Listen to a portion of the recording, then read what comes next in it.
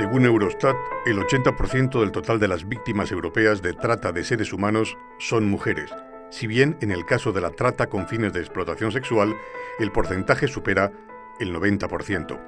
El gobierno español aprobó en septiembre de 2015 el Plan Integral de Lucha contra la Trata de Mujeres y Niñas con fines de explotación sexual 2015-2018. El documento pretende dar una respuesta a un fenómeno que atenta contra los derechos humanos, en especial los de las mujeres, y que es una fuente de negocio a quienes organizan, en muchas ocasiones, auténticas redes criminales, según el acuerdo del Consejo de Ministros.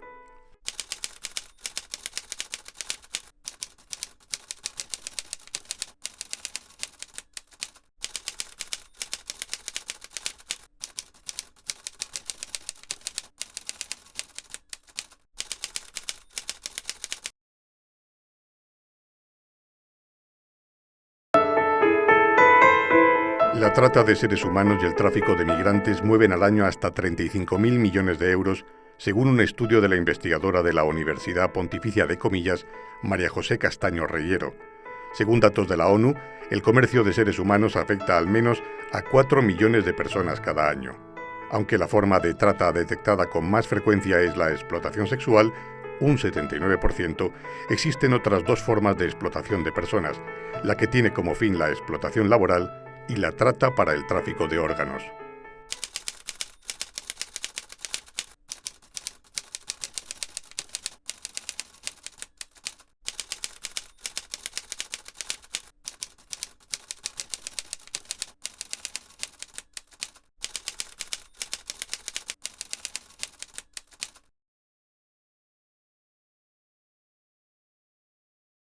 La Asociación para la Prevención, Reinserción y Atención a la Mujer Prostituida, APRAMP, combate la trata, ayuda a las que un día fueron esclavas sexuales. UDIMA se compromete con su labor.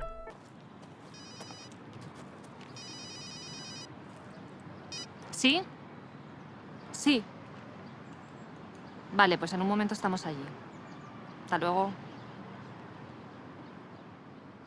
Una llamada de madrugada de la policía dispara nuestro servicio de emergencias 24 horas.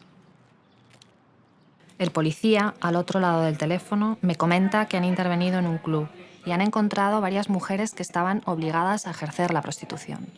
Existen indicios de trata y, lo peor, había una menor de edad de República Dominicana, una niña de 16 años recién cumplidos.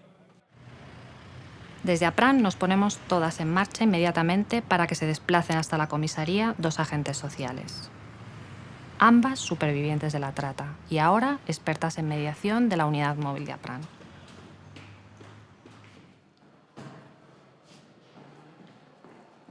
Hola, buenos días. Buenos días, ¿qué tal? Aquí.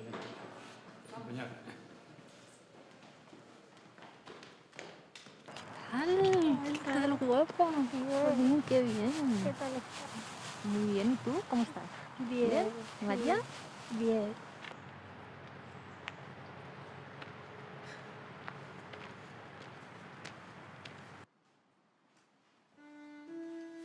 Hola. Hola. Las mediadoras explican a Isabela que el proceso va a ser largo y duro. Le transmiten que un día ellas también pasaron por esa misma situación. Yo soy Cristina. Intentamos indicarle los pasos que vamos a seguir y que desde ahora, si quiere, puede comenzar una nueva vida. Trabajamos en una ONG que se llama PRAM, Que que se trabaja justamente con las mujeres que están pasando por la situación de trata. Hemos ayudado a salir a muchísimas mujeres, así que puede ser tranquila. puedes confiar. Y le contamos que la pesadilla ha terminado. Le explicamos todos sus derechos como menor víctima de la trata. Es normal que en principio desconfíes de la gente, que tengas miedo, pero no estamos aquí para hacerte daño ni para juzgarte. Estamos para ayudarte. Le explicamos que al ser menor de edad pasará a un dispositivo especializado, el piso de protección de APRAN. Es el único recurso a nivel nacional que acoge y protege a menores víctimas de trata, ofreciéndoles una atención especializada 24 horas. El organismo público responsable de los derechos de la infancia asume la tutela y APRAN ejerce la guarda, tras haber establecido para ello coordinación con Fiscalía de Menores y Extranjería. Este piso es un piso de atención 24 horas. Vas a estar con educadoras, te van a estar atendiendo, te ayudará una psicóloga y siempre vamos a estar a tu lado. ¿Vale? Ya, ¿qué pasa? Pero ya está bien, ¿eh? Ya está bastante bien. Sí. ¿Cuándo la llevaste al médico? Cuando te lo ha pegado a ti y has Sí, estado sí, tú. sí. Vaya tos tenemos.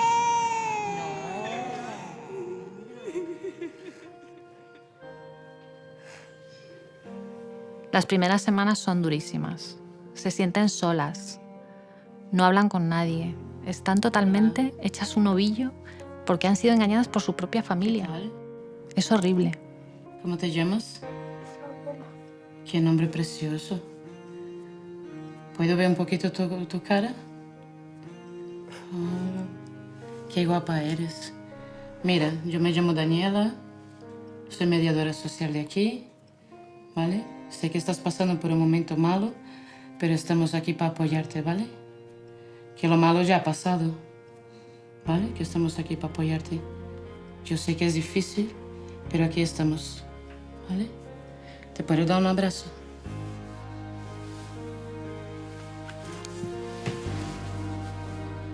La han obligado a acostarse con muchísimos hombres. Ha perdido su dignidad. Tiene que pagar una deuda. No puede comunicarse con nadie. Es que nadie se ofrece para ser esclava. Son muchas las gestiones que hay que hacer para lograr documentar a una víctima de trata, aún más si es una niña de 16 años. Durante todo este tiempo, ella había tenido varios pasaportes falsos. ¿Has ido al consulado? ¿Has llamado? Yo estaba hablando con el consulado y bueno, me han dicho que su pasaporte estaría en 3 o 4 meses. Yo creo que es demasiado tiempo. Voy a hacer un informe en el que cuente toda su situación, lo que ha pasado, para que puedan estar documentados y puedan agilizarlo lo antes posible. Yo creo que deberíamos de llamar al cónsul para explicar un poco la situación y priorizar. Ya, pero nos tenemos que dar prisa porque se trata de una menor, es que tiene 16 tendremos años. que Y el tema de la tarjeta sanitaria... Sí, pues yo hago hay que el empezar. informe para la Consejería de Sanidad y agilizarlo lo antes posible para que también le puedan hacer una revisión. Al llegar, igual que a todas las mujeres, se las hace un reconocimiento médico. Y nos dimos cuenta de que Isabela está embarazada. Y va a tener un bebé. ¿Y cómo está ella? Pues está fatal. O sea, hoy la duele todo.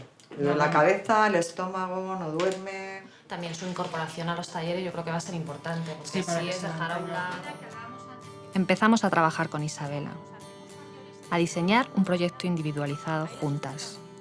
Un proyecto que recoge ilusiones, sueños, desde la realidad, desde su realidad, planteando cara a lo vivido, aprendiendo lo pasado, conociéndose a sí misma, sus habilidades, sus limitaciones.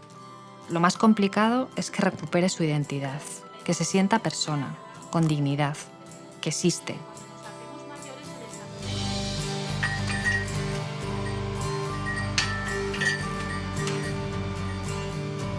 Hola, buenos días. Poco a poco, Isabela va adquiriendo habilidades, aprende estrategias y herramientas que le van a servir de guía para su vida, para su búsqueda de empleo, para su inserción en la sociedad, sentando las bases de su futuro. Un futuro donde una nueva vida iba naciendo dentro de ella. Empezó su formación en el taller textil. Le sirvió para estar activa, pensar con ilusión en su nueva vida, pero además en tener un nuevo futuro, de ella y de su bebé.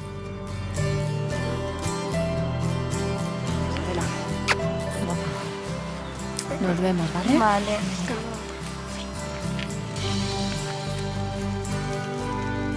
Ver tan felices a Isabela y a María supone para nosotros el motor para seguir trabajando todos los días y luchar contra las víctimas de la trata, teniendo muy presente que para que recuperen su vida, su libertad y su dignidad, ellas son las protagonistas.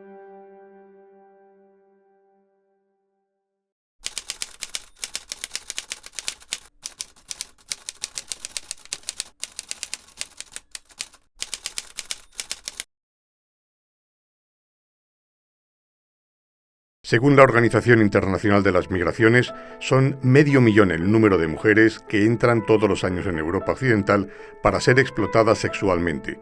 Los encargados de reclutarlas, según señala el informe, pueden llegar a cobrar hasta 450 euros por cada mujer. Ellas aceptan porque piensan que van a ir a trabajar como modelos, secretarias o dependientas en un país rico.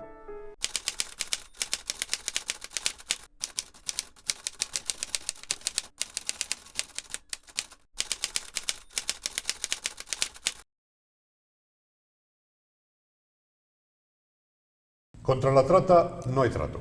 Este es probablemente uno de los eslóganes más acertados que se han oído. Pero la cuestión es si alcanza a ser oído, comprendido y secundado por quienes como clientes soportan uno de los mecanismos antihumanos más violentos que podamos imaginar, la esclavitud sexual.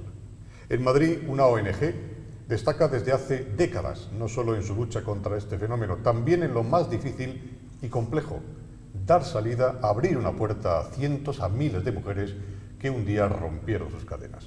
Algo, por lo demás, nada fácil. Rocío Nieto es su nombre, APRAM su firma, ayudar a los demás, un modo de vida. Alejandra González. Rocío Nieto cumple 30 años al frente de la organización que fundó, la Asociación para la Prevención, Reinserción y Atención de la Mujer Prostituida, APRAM. La Universidad de Comillas la tituló como trabajadora social. La denominación de esta disciplina académica lo dice por sí solo: trabajar para la sociedad, trabajar por los demás. Más de medio centenar de personas la siguen ahora en la asociación, pero Rocío no siempre tuvo el reconocimiento que necesitó. Al principio, cuando llamó a las puertas de los poderes públicos, apenas logró una sonrisa de complacencia. Hoy, esos mismos poderes públicos cuentan con el equipo de expertos de APRAM para afrontar una de las situaciones sociales más vergonzosas: la esclavitud sexual, la trata de personas, sobre todo de mujeres y niñas con fines sexuales. Antes que APRAM, Nieto conoció y muy de cerca el sufrimiento de las mujeres víctimas de la violencia machista. Miles de mujeres que alguna vez fueron obligadas a ejercer la prostitución devuelven a Rocío Nieto una sonrisa, nada complaciente como aquellas, una sonrisa auténtica de agradecimiento. Rocío Nieto, gracias por acudir, por visitar la Universidad a Distancia de Madrid, la UDIMA. Muchas gracias. Gracias a vosotros de estar en este entorno tan magnífico y sobre todo que me hayáis invitado. Muchas gracias. Jordi Monferrer es profesor de la universidad y miembro también de nuestra unidad de igualdad. ¿Qué tal, Jordi? Bienvenido. Buenos días. Rocío, ¿quién hay detrás de la esclavitud sexual?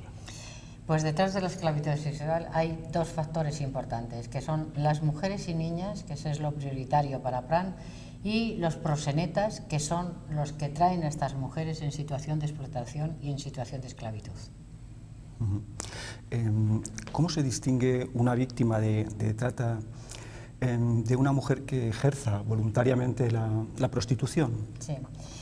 No hay distinción porque el 90% de las mujeres que nosotros vemos en la calle, en polígonos industriales, en pisos invisibles, son mujeres explotadas y siempre explotadas por alguien que las traen vendidas de los países de origen y que llegan a nuestro país de destino y se encuentran en una situación de aislamiento, en una situación de fuerza a la que ellas no pueden combatir. Por lo tanto, es otra situación enorme de desigualdad de género.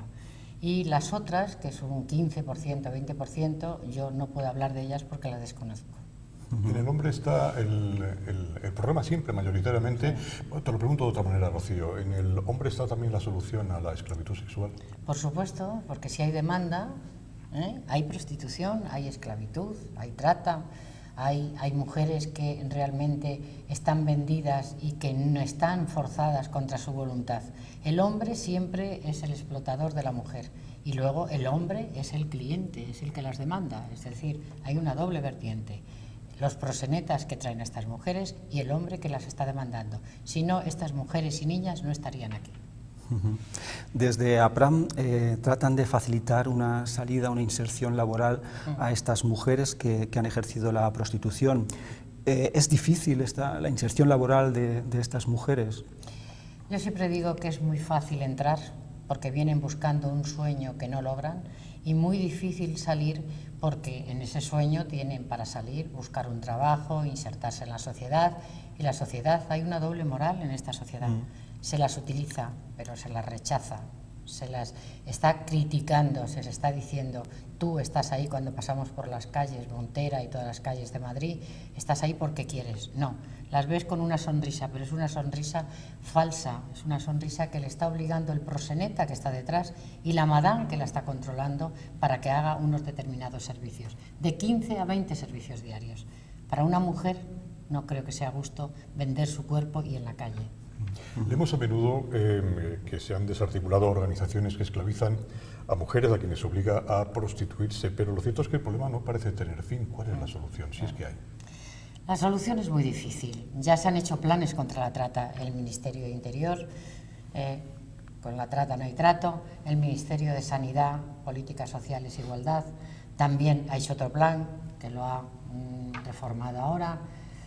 Pero es que esto no tiene solución si no hay una ley. Si no hay una ley que obligue a los estados, que obligue a los políticos y a las administraciones a que esto tiene que desaparecer. Y sobre todo en la situación en la que están estas mujeres nigerianas que vienen con código de barra en las muñecas, en el pecho, etc. Nigerianas que vienen forzadas, nigerianas que las están haciendo en polígonos industriales, que están obligadas y que no comen en el día sino un bocadillo o menos, y que hay otras que son rumanas que vienen a nuestro país y que vienen en situación también menores de edad, o sea, son niñas las que están utilizando en España. Todo esto desaparecería si hubiera una ley. Esa ley obligaría a que no podían entrar, a otras medidas, y bueno, eso lo tenemos que conseguir. Yo creo que hay ahora los cuerpos del Ministerio de Interior, la UCRIZ, yo estoy desde luego muy contenta, ya llevo 35 años, de que la Policía Nacional esté dentro del departamento de la UCRIZ trabajando con nosotros y trabajando en red. No solamente la UCRIZ, sino Fiscalía. Entre todos vamos a conseguir que esto vaya avanzando y que vaya desapareciendo, al menos las situaciones de trata.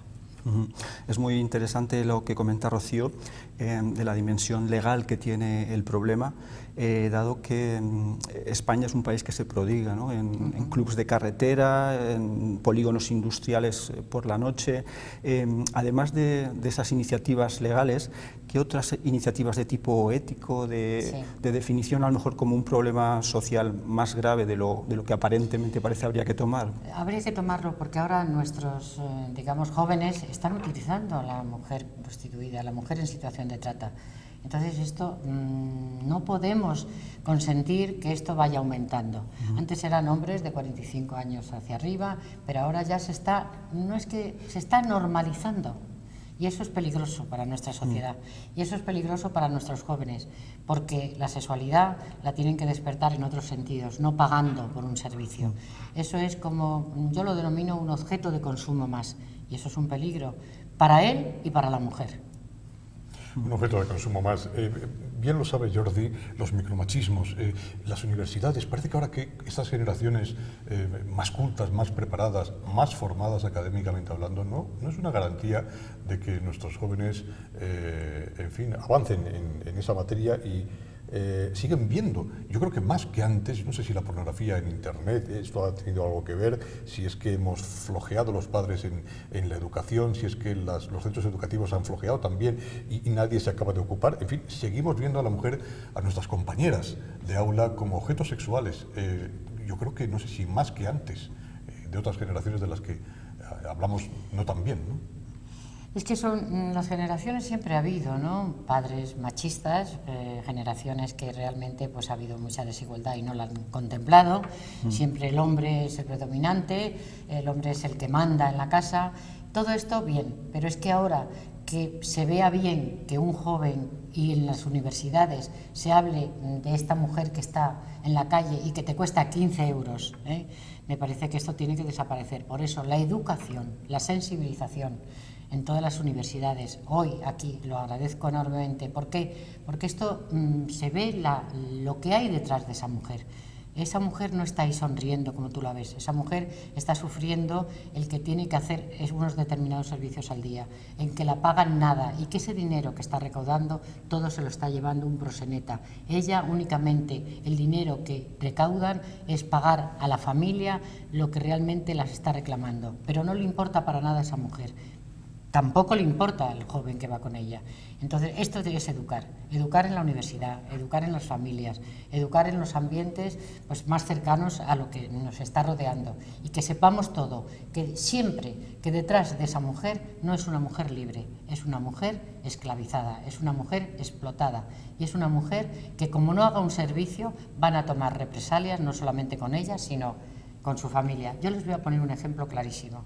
En un determinado piso de Madrid, que además puedo decir donde la situación en Legazpi, hay bastantes mujeres prostituyéndose allí. La policía, decimos, es que puede intervenir. Pues la policía no puede intervenir si no hay una denuncia. Por lo tanto, APRAM está llegando con mediadoras, mujeres sobrevivientes de la droga, de la trata, perdón, que están con ellas informándoles y diciendo, te vamos a apoyar, porque si ellas no tienen una alternativa, jamás van a salir de ahí.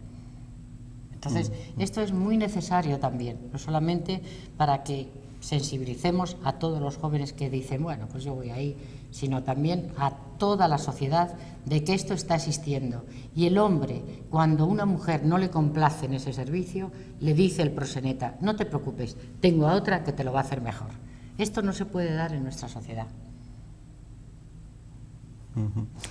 En su opinión y con los años de experiencia que tiene trabajando desde la asociación APRAM, ¿cuáles serían las medidas más urgentes que habría que tomar? Es decir, desde las instancias de decisión, desde los gobiernos, ¿cuál es la medida, digamos, más urgente que habría que tomar en relación con la trata de mujeres? Se ha avanzado en España, se han firmado protocolos, el protocolo de Palermo, las leyes se han reformado, pero yo creo que hay que endurecer las leyes que va contra el proxeneta, es decir, cuando hay ahí un proxeneta, que ya han cogido algunos, es penalizarlos, es agravarlo y sobre todo que pague esa explotación que ha hecho por esa mujer muy caro.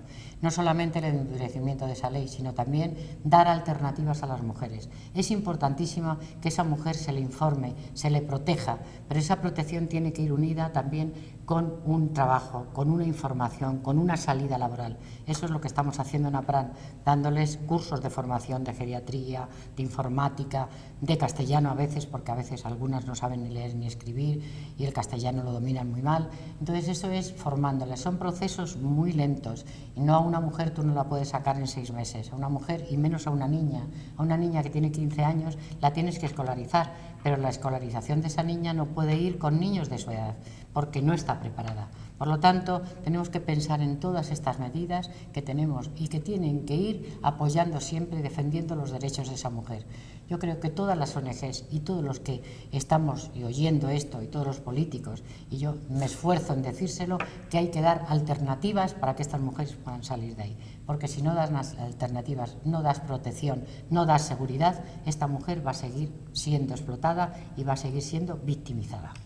Rocío, una última pregunta. ¿Qué puedo decirle yo, como hombre, a otro hombre que va a usar a una mujer y que no se pregunta que puede ser, con toda probabilidad, una esclava sexual? ¿Qué le puedo decir yo a ese Pues hombre? que detrás de esa mujer hay un hombre que se está aprovechando, que es un proxeneta de ella y que lo que está diciendo, haz muy bien el servicio, pero sin ninguna explotación, sin ningún cariño, sin ningún interés de que eso salga, nada más que pague bien, que beba más y que esa mujer le complazca para que al día siguiente vaya. Por lo tanto, lo que tiene que hacer es a esa mujer, si la puede ayudar y decir, oye, ¿quieres que te ayude en algo?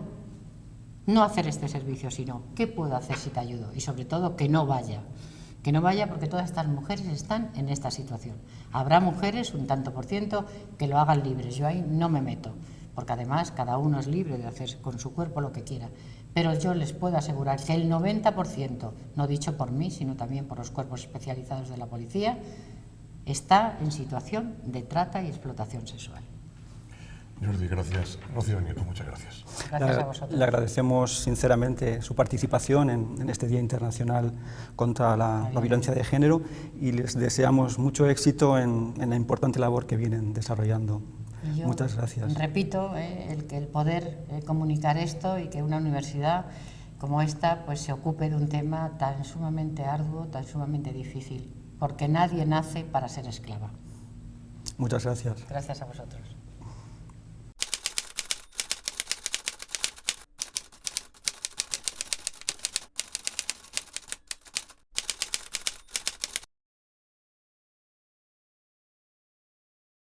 UNICEF indica que hasta 2 millones de niñas están sujetas a la prostitución en el comercio sexual en todo el mundo, niñas y niños.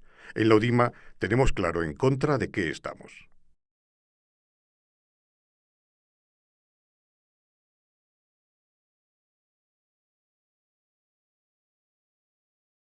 Que no te silencien. Ella también está en contra de la trata de personas, de seres humanos, de mujeres, de niñas, de la esclavitud sexual. En la UDIMA estamos en contra, muy en contra de todo eso. No a la trata de blancas. No contra la violencia de género. Estoy en contra de la trata de personas. No a la esclavitud sexual. Di no conmigo a la explotación sexual infantil. No a la esclavitud sexual. Yo también estoy contra la trata de personas.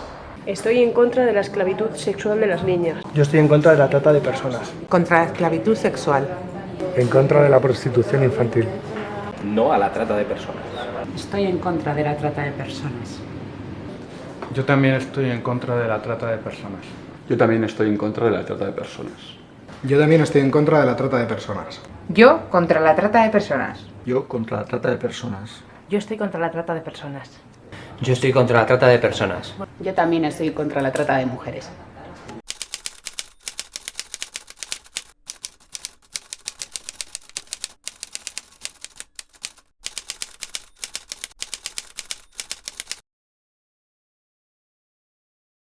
Os doy la bienvenida a nuestro programa especial, una iniciativa que pretende contribuir a la sensibilización social con el problema de la violencia de género y sus víctimas en el día en que lo vamos a conmemorar. Desde la Comisión de Igualdad de nuestra universidad hemos querido este año sumarnos nuevamente al esfuerzo de visibilización y rechazo social a la violencia de género, un fenómeno lamentablemente cotidiano cuya erradicación pasa, entre otras muchas cosas, por nuestro esfuerzo social diario. Este año hemos querido hacer visible un tipo de violencia concreta contra las mujeres, una violencia que tiene componentes estructurales fundamentales y que a menudo queda olvidada por los medios y por nuestros quehaceres cotidianos. La trata de mujeres con fines de explotación sexual es un fenómeno íntimamente ligado con la prostitución. Este fenómeno criminal, que victimiza a millones de mujeres y niñas a diario en distintas partes del planeta y desde luego también en nuestro país, es un tipo de violencia con componentes estructurales, como digo, fundamentales, que hoy queremos tratar de comprender mejor. Para ello contamos con el conocimiento y la visión de dos jóvenes investigadoras que desde el ámbito de las ciencias sociales nos aportarán una mirada sociológica sobre esta terrible realidad. Esther Castellanos y Beatriz Ranea, os doy la bienvenida. Decía uno de los más insignes sociólogos del siglo XX, Charles Wright Mills, que la principal tarea de la ciencia social es poner de manifiesto los elementos del malestar y la indiferencia contemporáneos. Señalar los problemas públicos y poner de manifiesto cuáles son sus dimensiones. Pero decía también que el pensar sociológico permite captar la historia y la biografía y la relación de ambas dentro de la sociedad. Con ello nos hace mirar las biografías de las mujeres en relación con las condiciones sociales de un momento social dado. Esto es precisamente lo que hoy van a hacer Esther Castellanos y Beatriz Ranea. Ellas han profundizado en el fenómeno de la trata de mujeres para la explotación sexual, una actividad comercial, criminal, y para ello examinan tanto los factores estructurales, los materiales y los culturales, que operan para hacerlo posible, como también los relatos biográficos, las narrativas de las vivencias de estas mujeres victimizadas.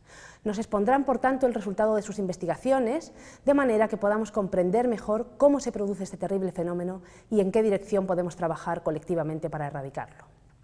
Esther Castellanos es socióloga con un importante recorrido en el campo de los estudios de género y de salud pública. Ha sido investigadora en distintos lugares, tanto dentro como fuera de la academia, y ha colaborado con distintas administraciones.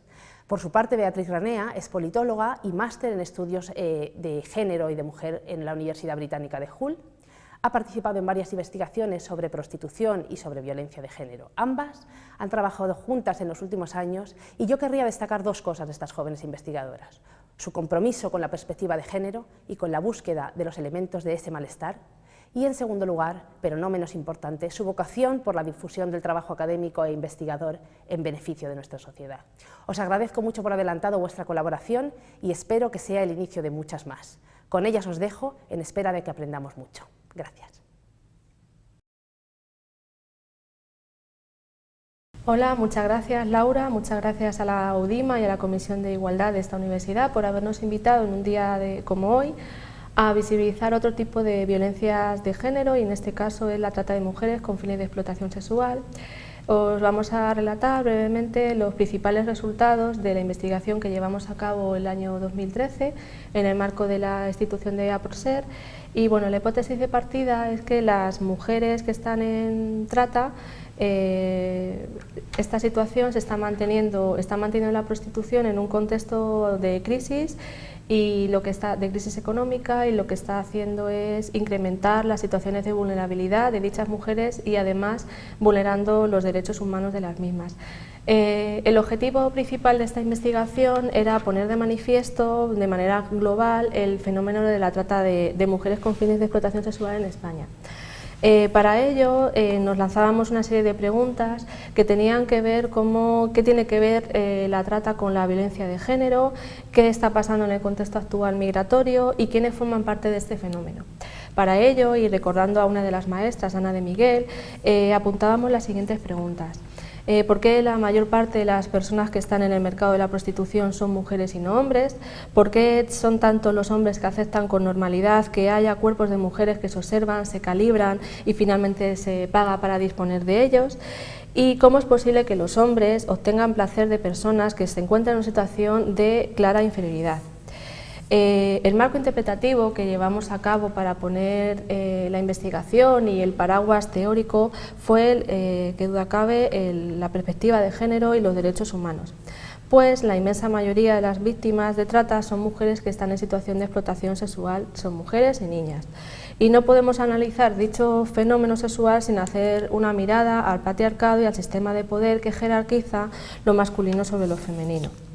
La perspectiva de género es importante en este contexto para poder analizar en qué formas los fenómenos sociales, en este caso la explotación sexual, afecta de manera diferenciada a mujeres y a hombres y profundiza en esas relaciones de poder y desigualdad, que posicionan a unas en el lado de la oferta y a otros, en el caso de los hombres, de la demanda. De otro lado, también nos permite ahondar en esa socialización y construcción de las diferencias y examinar cuál es el grado de reproducción de los roles tradicionales de mujeres y hombres. Evidentemente, con esta perspectiva de género y en investigación social, ¿cómo lo hicimos?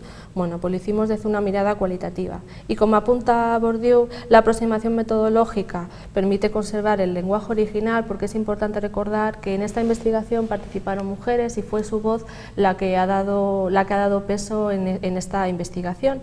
Y entonces ese lenguaje original de las personas es indagar en la definición y situación y visión de su propia historia, de la historia de las mujeres, de cuál fue el origen, el proceso por el que llegan a esta situación de vulnerabilidad en cuanto a condicionamientos estructurales.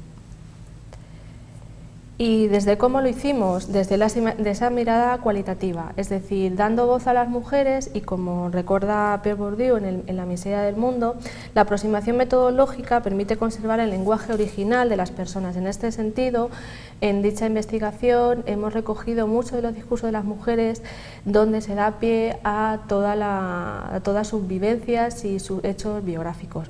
Indagar en la definición de su situación, la visión que tienen de su propia historia y de los condicionamientos estructurales, clave para poder entender la situación de trata que viven esas mujeres.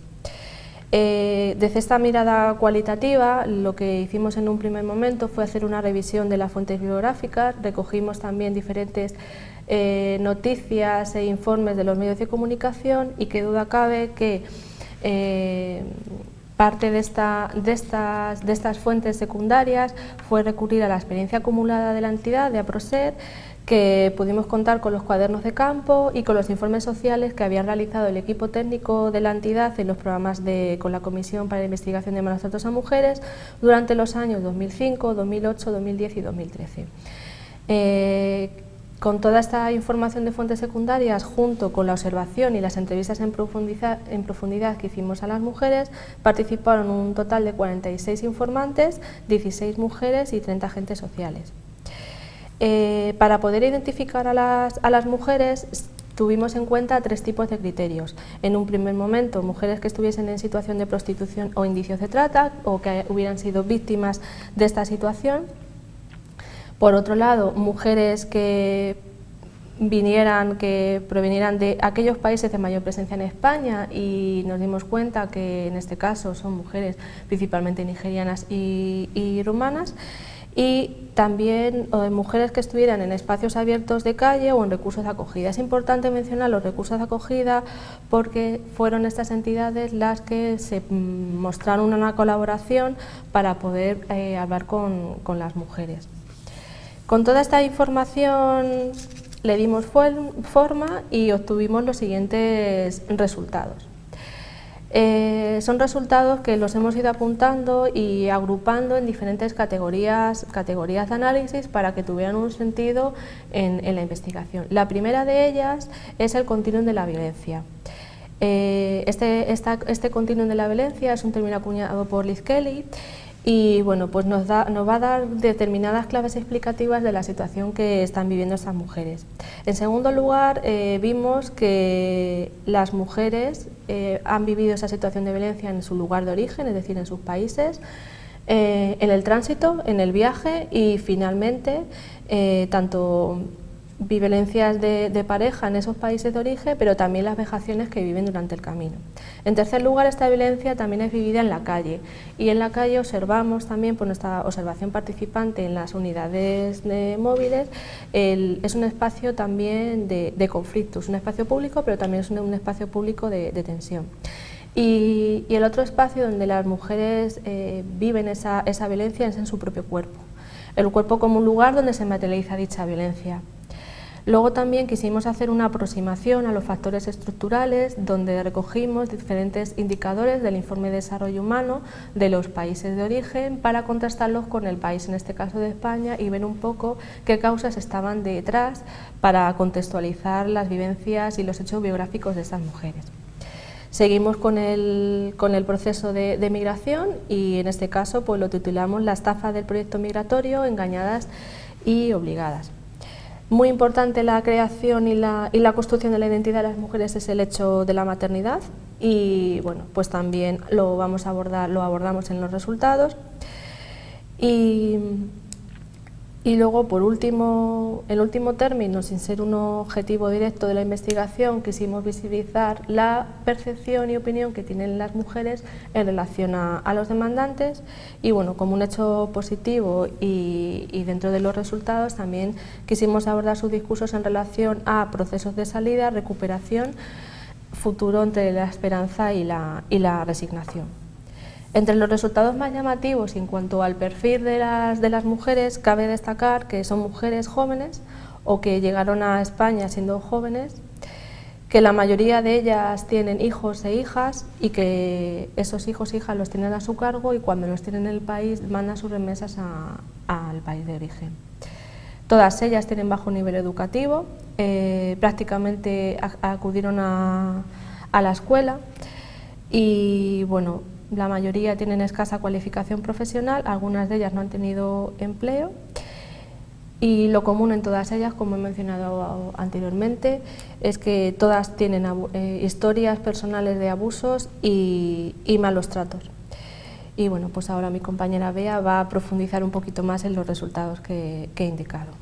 Y bueno, como decía Esther, me voy a dedicar a desgranar brevemente también los principales resultados que nos dieron las entrevistas de las mujeres. Y en primer lugar, pues podríamos hablar de esa estafa del proyecto migratorio porque muchas de ellas fueron engañadas y obligadas tanto en origen como luego aquí en destino, ¿no? Las trayectorias de las mujeres que se encuentran en situación de prostitución son diferentes en cuanto al comienzo, la duración, la simultaneidad con otras actividades, etc. No obstante, hay elementos de unión entre sus historias. La mayoría son mujeres de origen inmigrante, tanto en situación administrativa regular como irregular en el territorio español, pertenecientes a las clases bajas con unas necesidades económicas extremas. Y en este escenario la vulnerabilidad y la pobreza se multiplican.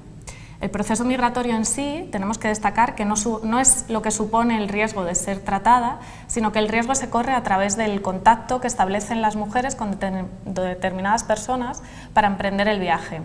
Es decir, que es la carencia económica en origen sumado a las restricciones de entrada de inmigrantes irregulares, ¿no? Las políticas restrictivas a la inmigración, la que facilitaría que en el proceso migratorio entren terceras personas que realicen préstamos para el pago de los viajes o faciliten los documentos necesarios.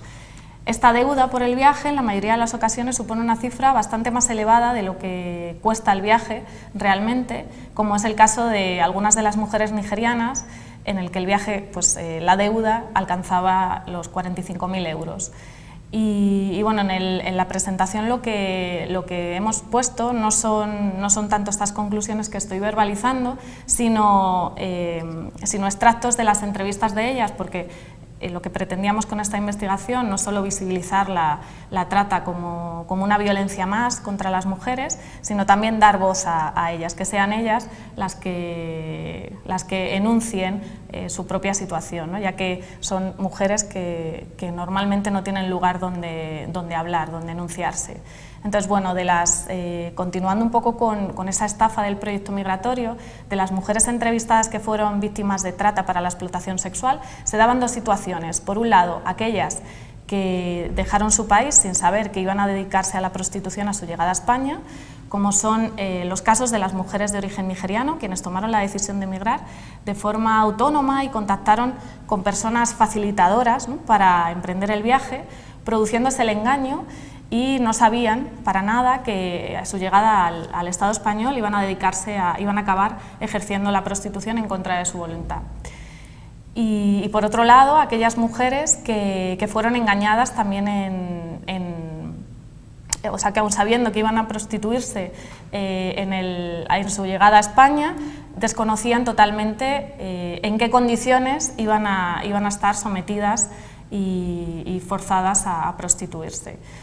Y bueno, por otro lado, otra de las conclusiones de la investigación, destacaríamos el tema de la identidad de género, ¿no? Lo importante que es, como decía Esther, analizar la prostitución y la trata de mujeres con fines de explotación sexual desde la perspectiva de género. Y en ese sentido es también muy interesante ver cómo se construye la identidad de género de las mujeres que están en situación de prostitución y de las mujeres que están siendo víctimas de trata para la explotación sexual.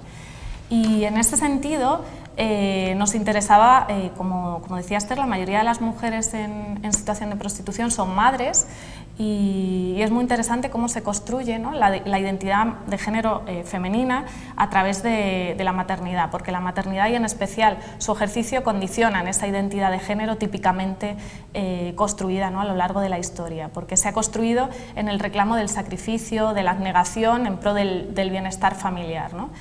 Y bueno, la identidad de género, como decíamos, de las mujeres en prostitución no se aleja de la identidad hegemónica femenina que está presente en las narraciones del resto de las mujeres. Como decía, muchas de ellas afirman tener hijos, tanto aquí como hijos e hijas, tanto aquí como en su país de origen, y afirman en repetidas ocasiones que ellas están ahí para que no les falte de nada a sus hijos, para dar de comer a sus hijos, ¿no? Y bueno, como afirma una autora, Susana Rostañol, son mujeres de sectores populares que comparten con el resto de mujeres de dicho sector social características de la identidad de género. Sin embargo, por otra parte, las prostitutas representan en el imaginario social, en el imaginario colectivo, del que ellas también forman parte, una alteridad necesaria para su definición identitaria, ¿no? Esta alteridad u otredad, ¿no?, son consideradas las otras, está basada en la construcción de esos dos modelos tradicionales, patriarcales, definitorios del rol de las mujeres, de la situación que deberíamos ocupar las mujeres en la sociedad. Por un lado la madre y por otro la puta, ¿no? La madre sería la mujer decente que está en el ámbito privado, que se encarga de cuidar a sus hijos e hijas, mientras que la prostituta, la puta, es la mujer pública, ¿no?, aquella que representa la indecencia dentro del imaginario colectivo. Sin embargo, en la figura de la prostituta se suelen encarnar esos dos modelos, puesto que, como decíamos, no son solo prostitutas, la prostitución no es únicamente lo que les define, ¿no?, también son madres. Y además suelen ser madres, esto también es un hecho muy interesante, de familias monoparentales, es decir, son jefas de hogar, son ellas las que sus hijos dependen y sus hijas solo de ellas, ¿no? Y por otro lado también, como señalaba introdujimos el término del continuum de la violencia, porque la violencia y los abusos forman parte de la biografía de estas mujeres, ¿no? Sus relatos nos muestran que la violencia no es un hecho aislado, sino que es un continuum. Y en este sentido, el tratamiento de la violencia de género pues, ha de ser visto no como algo aislado, sino como algo estructural que atraviesa y que impregna todos los ámbitos de la vida humana y de sus biografías, ¿no? Y por tanto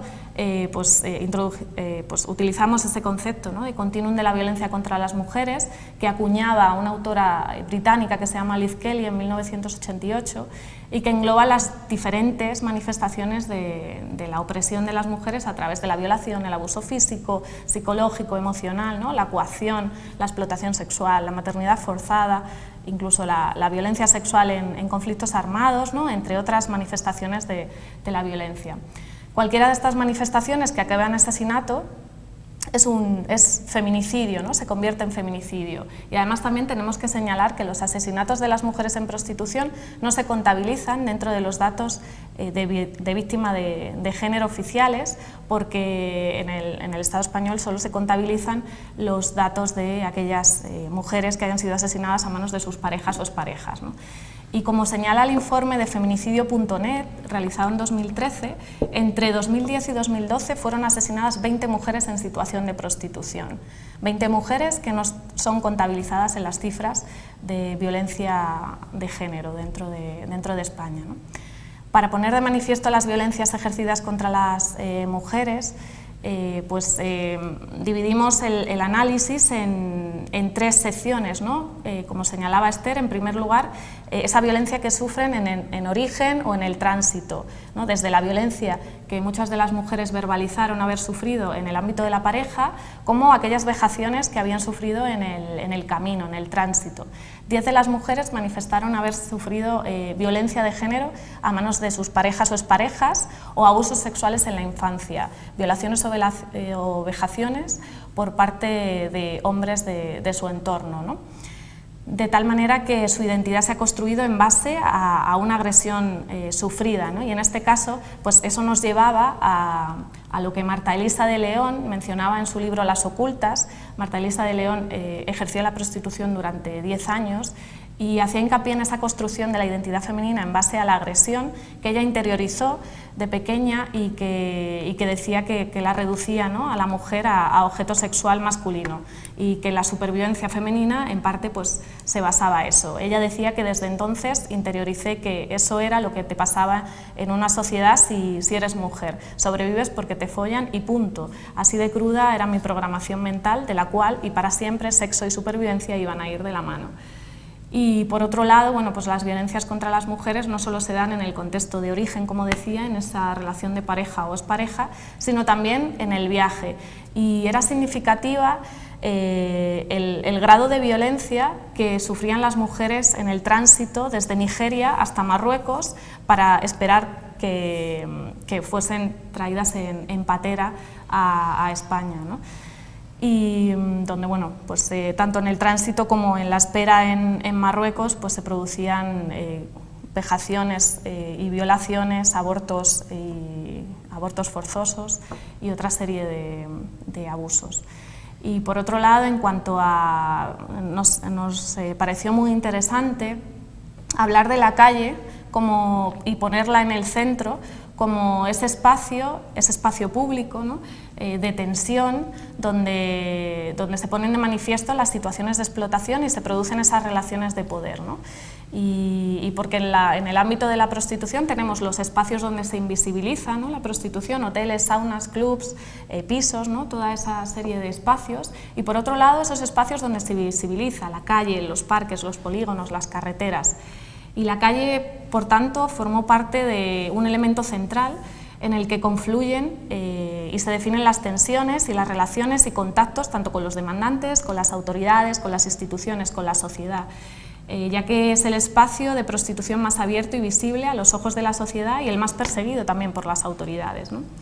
La exposición de los cuerpos en venta de las mujeres en la calle provoca tensiones, como decíamos, también pues eso, con las autoridades, con la administración pública, que otra de las cosas que vimos en el estudio, ¿no?, es que muchas veces muestra deficiencias, claras deficiencias en el análisis desde la perspectiva de género y de los derechos humanos, ¿no?, y en esa aplicación de las políticas públicas. Porque esas políticas públicas que a veces llevan a cabo desde el ámbito estatal pues, se suelen basar en la persecución de los delitos o en el control migratorio, y desde el ámbito local pues más en cuestiones de orden público, y no se dedican tanto a profundizar en las causas y, como decíamos, pues a integrar esa perspectiva de género y de los derechos humanos, ¿no? Y bueno, pues las vivencias de las mujeres mostraron los riesgos y los miedos intrínsecos a la prostitución de calle y las situaciones que se producen, desde montar en coches con desconocidos, ¿no?, la lejanía de los recursos de asistencia y de denuncia, y por otro lado también el aislamiento. Y bueno, pues como podéis ver, algunos de los extractos de las entrevistas nos muestran esos miedos y esos riesgos que sufren las mujeres, ¿no? Y bueno, pues por otro lado, la importancia del cuerpo, ¿no?, de pensar en el cuerpo como ese lugar donde se materializan las violencias contra las mujeres, ¿no?, porque las agresiones sufridas por las mujeres en situación de prostitución, la violencia que sufren las víctimas de trata, además son especialmente vulnerables por ese proceso de estigmatización social, ¿no?, y por la estigmatización y la violencia que son sometidas sistemáticamente por parte o bien de los proxenetas, de los tratantes, incluso de los clientes, ¿no? Algunas de las entrevistadas manifestaron dificultades para establecer relaciones de pareja o incluso de vivir libremente su sexualidad al margen de la prostitución, y mostraban también desconfianza hacia los hombres en general, ¿no? Y bueno, como decía Beatriz Jimeno, ¿no?, la prostitución tiene que ver con la sexualidad, pero tiene que ver con la sexualidad masculina. Son los demandantes los que disfrutan libremente de su sexualidad a través del pago, ¿no?, los que satisfacen un deseo sexual sin necesidad de que sea mutuo, ¿no?, sino que bueno, pues a través del pago obtienen esa satisfacción, ¿no? Y por lo tanto, como decía, muchas mujeres pues, se muestran luego incapaces de mantener relaciones sexuales deseadas, ¿no?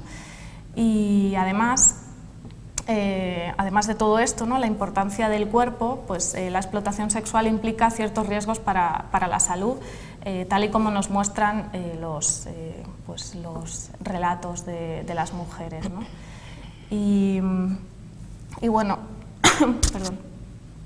En cuanto a los demandantes, pensábamos, como decía en nuestra investigación, lo que nos llevó a realizar esta investigación era dar voz a las mujeres, pero no queríamos hablar también de otro de los protagonistas, no queríamos dejar de hablar de otro de los protagonistas de la prostitución, ¿no?